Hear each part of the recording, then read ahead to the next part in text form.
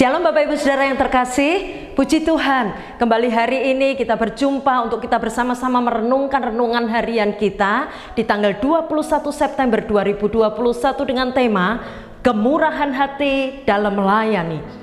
Lukas pasal yang ke-10 ayat yang ke-34. Ia pergi kepadanya lalu membalut luka-lukanya sesudah ia menyiraminya dengan minyak dan anggur. Kemudian ia menaikkan orang itu ke atas keledai tunggangannya sendiri lalu membawanya ke tempat penginapan dan merawatnya.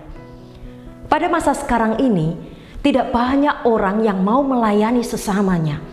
Kalaupun ada, biasanya ada beberapa yang mengharapkan sesuatu dari apa yang mereka berikan kepada orang lain. Melalui Injil Lukas pasal yang ke-10 ayat yang ke-25 sampai ayat yang ke-37, ini kita kembali diingatkan Tuhan tentang pentingnya memiliki sikap murah hati dalam melayani. Perikop ini menceritakan tentang seorang yang terluka karena ia dirampok habis-habisan, dipukuli dan ditinggalkan dalam kondisi setengah mati di jalanan oleh para penjahat. Di jalan itu tentu ada banyak orang yang melintas di sana.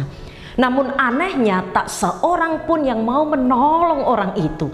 Malah mereka hanya melihat dan lalu berjalan pergi meninggalkannya. Meski orang ini satu suku dengan mereka. Kemudian datanglah seorang Samaria, seorang yang asing bagi orang yang terluka itu.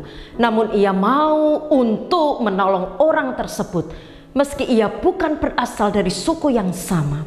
Melalui kisah ini, nilai kebenaran pertama yang dapat kita pahami ialah untuk melayani sesama tidak harus berasal dari suku atau ras yang sama.